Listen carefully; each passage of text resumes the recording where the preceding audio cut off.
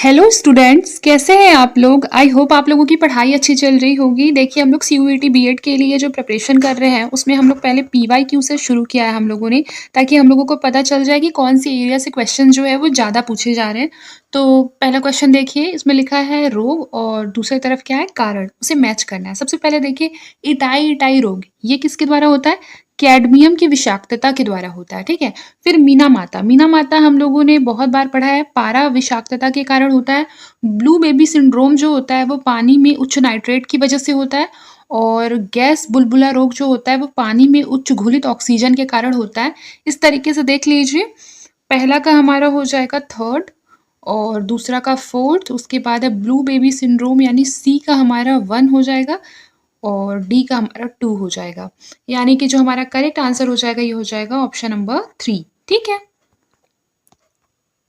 फिर देखिए, अगला क्वेश्चन है, मटर का पौधा जिस टेंड्रिल या प्रतान से सहारा लेता है वह क्या है? तो याद रखिए, मोडिफाइड लीव्स यानी कि रूपांतरित पत्तियों। रूपांतर उसकी जो पत्ती होती है ना मटर के पौधों में, आपने देखा होगा वो धीरे धीरे धीरे धीरे क्या होता है ना कि सहारे के रूप में, मतलब ऐसे राउंड शेप में ऐसे ऐसे ऐसे करके घूमते जाती है और इस कारण से क्या होता है, मटर की जो पत्तियां हैं, मतलब मटर का जो पौधा होता है वो बेसिकली क्या करता है, ऊपर की ओर सहारा लेते जाता है। ठीक है, आपने देखा होगा मटर का पौधा। ठीक है, इस तरीके से अगर इसमें आंसर देखा जाए तो ओनली बी होगा। ठीक है, 3 इसका आंसर होगा। देखिए, इस क्वेश्चन में क्या है कि समान न्यूट्रॉन संख्या n लेकिन भिन्न परमाणु संख्या वाले परमाणु नाभिकों को क्या कहा जाता है? तो याद रखिए, जिसमें कि समान न्यूट्रॉन संख्या समान होगी। ठीक है, न्यूट्रॉन संख्या अगर समान है तो उसे क्या बोलेंगे? आइसोटोन बोलेंगे। ठीक है, ऑप्शन नंबर जो 3 हो जाएगा ये इसका करेक्ट आंसर हो जाएगा। ये क्वेश्चन जो है इसको इंपॉर्टेंट मार्क कर लीजिए, इस तरह के क्वेश्चन इस साल भी पूछे जा सकते हैं। ठीक है, इसमें लिखा है कि निम्नलिखित विकिरणों को उनकी ऊर्जा के बढ़ते क्रम में व्यवस्थित कीजिए। सबसे पहले लिखा है अवरक्त विकिरण, अवरक्त विकिरण। फिर लिखा है यूवी विकिरण, दृश्यमान किरणें, एक्सरे और माइक्रोवेव। सबसे ज्यादा हमें पता है कि जो ऊर्जा का बढ़ते क्रम में सबसे ज्यादा गामा का होता है, उसके बाद हमारा एक्सरे का होता है। ठीक है, तो यानी कि इसमें गामा नहीं है तो डी पहले आएगा। तो डी पहले कौन से ऑप्शन में आपको दिखाई दे रहा है? सॉरी, बढ़ते क्रम में लिखा है तो डी सबसे लास्ट में होगा। तो यानी कि 2 ऑप्शन तो ऐसे चले गए। ठीक है, डी सबसे लास्ट में इसमें है, ये इसमें है, यानी 2 और 4 में से कोई सा हो सकता है। देखिए, फिर हमने यहां तक बना लिया। ठीक है, और डी से पहले फिर कौन सा होगा बताइए? डी से पहले कौन सा होगा? जाहिर सी बात है, डी से फिर जो यूवी रेज होता है उसका मतलब उससे ज्यादा होता है। ठीक है, मतलब उससे कम होता है। फिर देखिए, सबसे कम यदि बोला जाए तो माइक्रोवेव विकिरण जो है वो सबसे कम होता है। रेडियो वेव्स के बाद जो दूसरा नंबर है इसका है, तो सबसे कम से शुरू करते हैं, क्योंकि बढ़ते क्रम में बोला है तो सबसे कम अगर हम शुरू कर देंगे और सबसे ज्यादा, तो ई और डी पहला और हमें सबसे आखिरी पता होगा तो हम जो 4 आंसर है वो ले आएंगे। ठीक है, आई होप आपको क्लियर हो गया होगा। फिर देखिए, अगला क्वेश्चन क्या लिखा हुआ है कि निम्नलिखित में से कौन से मुख्य रूप से अम्लीय वर्षा के लिए जिम्मेदार है? तो याद रखिए, नाइट्रोजन के ऑक्साइड, सल्फर के ऑक्साइड जो है ये दोनों क्या है, अम्लीय वर्षा के लिए जिम्मेदार है। यानी कि जो 4 होगा ये इसका करेक्ट आंसर होगा, बी और सी। लिखा है कि लोहे की छड़ जब नम हवा के संपर्क में आती है तो उस पर जंग लग जाती है और जंग का रासायनिक सूत्र क्या है? तो ये 3 इसका करेक्ट आंसर होगा, Fe2O3X H2O। फिर देखिए, निम्नलिखित में से कौन सा पौधों के लिए उपयोगी रूप में वातावरणीय नाइट्रोजन के स्थिरीकरण में सहायक नहीं है? तो याद रखिए, माइकोराइजा। माइकोराइजा नहीं है, बाकी राइजोमियम होता है, एजोस्पिरिलियम भी होता है, एजोबैक्टर भी होता है, यानी 3 इसका करेक्ट आंसर होगा। नेक्स्ट क्वेश्चन देखिए, लिखा है पृथ्वी पर रहने वाले स्पीसीज अपने प्राकृतिक आवास में रहती है और एक दूसरे के साथ अन्योन्य क्रिया करती है। 2 स्पीसीज जब प्रतिस्पर्धी अन्योन्य क्रिया करती है तो निम्नलिखित में से कौन सा स्टेटमेंट सत्य है? तो याद रखिए कि जब प्रतिस्पर्धा होती है 2 लोगों में तो दोनों को क्या होता है, हानि होता है। इस चीज को याद रखिएगा। इस तरीके से 4 क्या हो जाएगा, ये इसका करेक्ट आंसर हो जाएगा। फिर देखिए, हमारा अगला क्वेश्चन है कि निम्नलिखित में से गलत कथन को चुनना है। क्वेश्चन को अच्छी तरह से पढ़ना बहुत ज्यादा इंपॉर्टेंट है। ठीक है, निम्नलिखित में से गलत कथन को चुनना है। सबसे पहला क्या लिखा हुआ है कि पानी में घुलनशील ऑक्सीजन पानी के तापमान के साथ बदलती है। बिल्कुल सही। वायुमंडलीय विनिमय और प्रकाश संश्लेषण पानी में घुलित ऑक्सीजन का मुख्य स्रोत है, ये भी सही है। फिर है घुलनशील ऑक्सीजन और जैव रासायनिक ऑक्सीजन की मांग एक दूसरे के विपरीत अनुपातिक है, ये भी सही है। फिर है उच्च जैव रासायनिक ऑक्सीजन की मांग वाले जल में भी घुलनशील ऑक्सीजन उच्च होगी, तो ये बात गलत है। देखिए बेसिकली उच्च जैव रासायनिक ऑक्सीजन का जहाँ पे मांग होगा, मान लीजिए कि वहाँ पर ऑक्सीजन की मात्रा बहुत कम है, इसीलिए तो वो ऑक्सीजन की ज़्यादा डिमांड कर रही है ना, तो ये हमारा क्या हो जाएगा, गलत हो जाएगा। और उसमें गलत पूछा भी है कि कौन सा गलत है, तो 4 इसका करेक्ट आंसर होगा। फिर देखिए भारत की जनगणना के अनुसार मुख्य कार्यकर्ता की मानक परिभाषा क्या है? तो मुख्य कार्यकर्ता वह व्यक्ति होते हैं जो वर्ष में कम से कम 183 दिन काम करते हैं, ठीक है? 1 इसका करेक्ट आंसर होगा। फिर देखिए भारत की 2011 की जनगणना में भारत की कार्यशील जनसंख्या को किन प्रमुख श्रेणियों में विभाजित किया गया है? तो इसका जो करेक्ट आंसर हमारा हो जाएगा, बताइए क्या हो जाएगा? खेतीहर, कृषि मजदूर, घरेलू औद्योगिक श्रमिक, यानी कि ABC होगा, ठीक है? व्यवसायी नहीं आएगा, ये नहीं आएगा। देखिए फिर अगला क्वेश्चन है कि निम्नलिखित में से कौन सा ईसाई बहुल राज्य नहीं है? तो याद रखिए जो सिक्किम है वो ईसाई बहुल राज्य नहीं है, इसका करेक्ट आंसर हो जाएगा सिक्किम। ये भी काफी इंपॉर्टेंट क्वेश्चन है। लिखा है भारत की जनगणना 2011 के अनुसार भारत में प्रवास की निम्नलिखित धाराओं में से किसके लिए महिला प्रवास सबसे अधिक है? तो याद रखिए ग्रामीण से ग्रामीण सबसे अधिक है। देखिए लोकप्रिय गिरमिट अधिनियम ब्रिटिश औपनिवेशिक काल के दौरान निम्नलिखित में से किस अधिनियम से संबंधित है? तो ये भारतीय उत्प्रवास अधिनियम से संबंधित है। क्यों?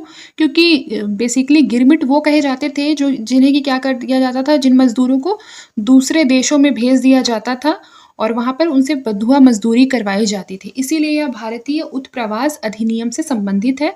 2 इसका करेक्ट आंसर होगा।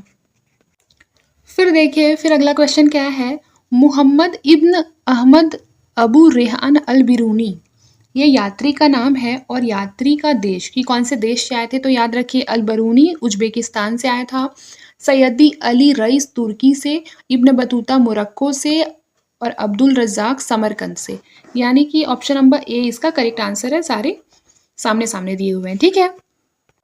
देखिए नैनार हिंदू परंपरा किस देवता या देवी के भक्त थे? तो याद रखिए कि शिव के। फिर देखिए निम्नलिखित में से स्वतंत्र भारत का कौन सा भाग सार्वभौमिक वयस्क मताधिकार के आधार पर चुनाव कराने वाला पहला भाग है? तो ये है मणिपुर।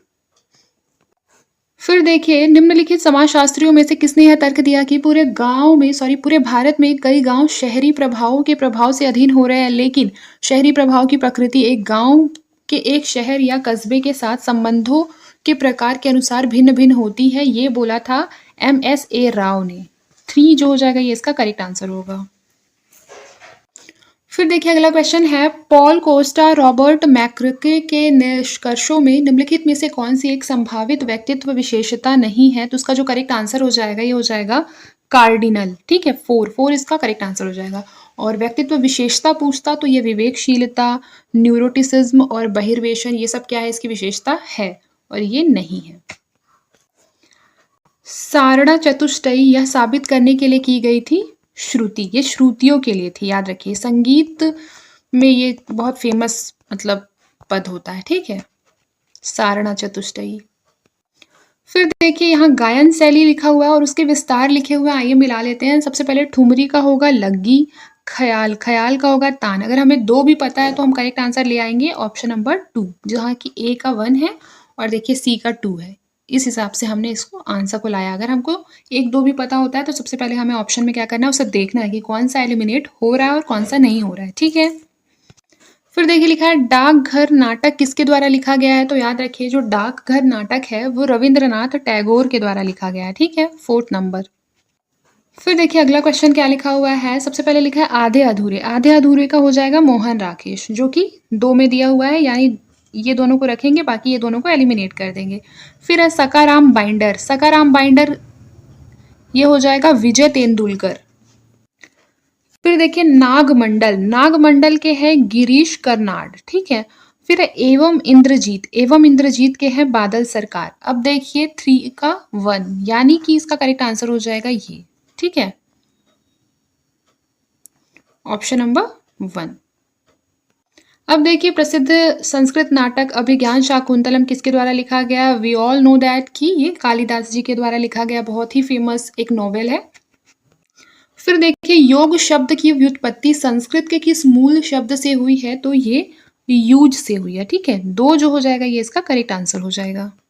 हमारा नेक्स्ट क्वेश्चन देखिए, योग के बारे में निम्नलिखित में से कौन-सी मिथ्या धारणाएँ हैं? तो याद रखिए कौन-सी मिथ्या धारणाएँ हैं बताइए?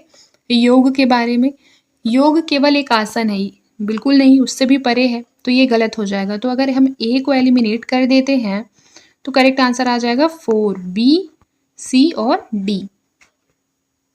देखिए मैच द कॉलम है, यहाँ योग पाठ दिया हुआ है और लेखक दिए हुए हैं, ठीक है। आपको इससे पता होना चाहिए कि बुक्स और लेखक के बारे में बहुत से क्वेश्चन पूछे जाएंगे सीयूईटी बीएड में, बहुत सारे, ठीक है। तो आपको कोशिश करना है कि आप ज़्यादा से ज़्यादा इसे याद कर सकें। देखिए हठ रत्नावली इसके हैं श्रीनिवास, हठ योग प्रदीपिका, सबसे पहले तो इसको लगाइए, घेरुंड संहिता के हैं महर्षि घेरंद, योग वशिष्ठ महर्षि वाल्मीकि, और ये जो बच गया ये है स्वामी स्वात्माराम, ठीक है। अब देखिए आंसर ए का 2 लगाइए, ए का 2 एक ही अगर हमको पता रहता तो मिल जाता, 3 इसका करेक्ट आंसर होगा। देखिए अगला क्वेश्चन है, चित्तवृत्ति का सही क्रम क्या है? तो सबसे पहले प्रमाण, फिर विपर्यय, फिर विकल्प, निद्रा और स्मृति। 2 इसका करेक्ट आंसर होगा। फिर देखिए मूल रूप से संस्कृत भाषा में लिखा गया कौन सा नाटक है? तो वृक्ष कटिकम है, अभिज्ञान शाकुंतलम है, मालविकाग्नि मित्रम है, ठीक है। यानी ए, बी और डी, ए बी डी किसी में दिख रहा है? बिल्कुल दिख रहा है, 3 में दिख रहा है, ठीक है। नील दर्पण याद रखिएगा दीनबंधु मित्र के द्वारा लिखा गया था और ये बंगाली भाषा में लिखा गया एक नाटक था, ठीक है, याद रखिएगा इस चीज को, ठीक है। जो कि कब लिखा गया था? 1858-59 में लिखा गया था, ठीक है। इस चीज को याद रखिएगा। अगर आपको बीएड की बहुत सारी क्लासेस चाहिए होंगी तो प्लेलिस्ट में मैं सारी क्लासेस को डाल दूंगी, और आप लोगों को अगर मेरा पढ़ाया समझ में आता है तो मेरे चैनल को लाइक कीजिए, सब्सक्राइब कीजिए और अपने दोस्तों के साथ शेयर करना बिल्कुल भी ना भूलें। आज के लिए बस इतना ही, मिलते हैं नेक्स्ट क्लास में, तब तक के लिए अपना ख्याल रखें और मन लगाकर पढ़ाई करते रहें।